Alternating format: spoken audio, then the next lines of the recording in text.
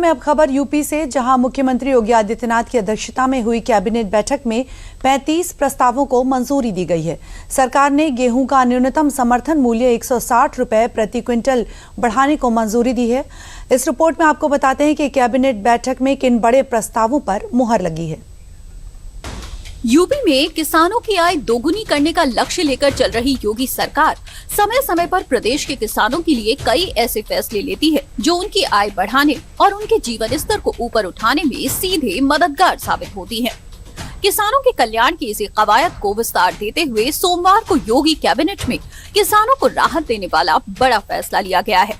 इस साल गेहूं का समर्थन मूल्य, न्यूनतम समर्थन मूल्य 2585 रुपया प्रति क्विंटल भारत सरकार ने निर्धारित किया है।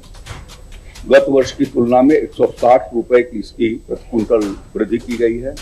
योगी सरकार ने गेहूं के न्यूनतम समर्थन मूल्य में 160 रुपए प्रति क्विंटल का इजाफा किया है, जो यूपी के करोड़ों किसानों के लिए बड़ी सौगात माना जा रहा है।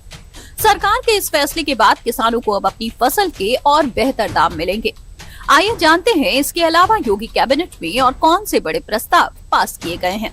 यूपी कैबिनेट की बैठक में 35 प्रस्ताव को मंजूरी दी गई है। गेहूं के न्यूनतम समर्थन मूल्य में 160 रुपए प्रति क्विंटल की बढ़ोतरी का ऐलान किया गया।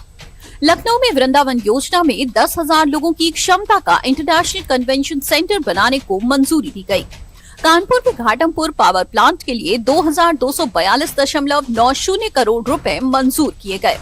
प्रदेश के 58 जिलों में नगर पालिकाओं को स्मार्ट बनाने वाली नवयुग पालिका योजना को मंजूरी दी गई।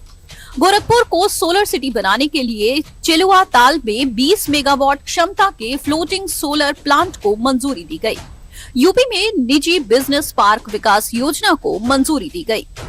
लखनऊ के वृंदावन योजना के सेक्टर 15 में 10,000 व्यक्तियों की क्षमता का एक इंटरनेशनल एग्जीबिशन सह कन्वेंशन सेंटर का निर्माण ईपीसी मोड पर कराए जाने का आज मंत्रिपरिषद ने अनुमोदन दिया है।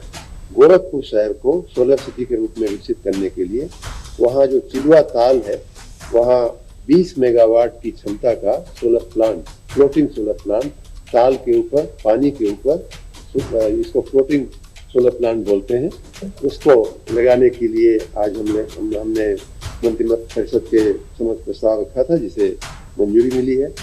योगी सरकार के इन फैसलों से एक ओर यूपी के इंफ्रास्ट्रक्चर का विस्तार होगा, वहीं दूसरी ओर इन योजनाओं के धरातल पर उतरने के सफर में यूपी में बड़े पैमाने पर निवेश भी होगा, जो यूपी के युवाओं के लिए रोजगार के नए द्वार खोलेगा।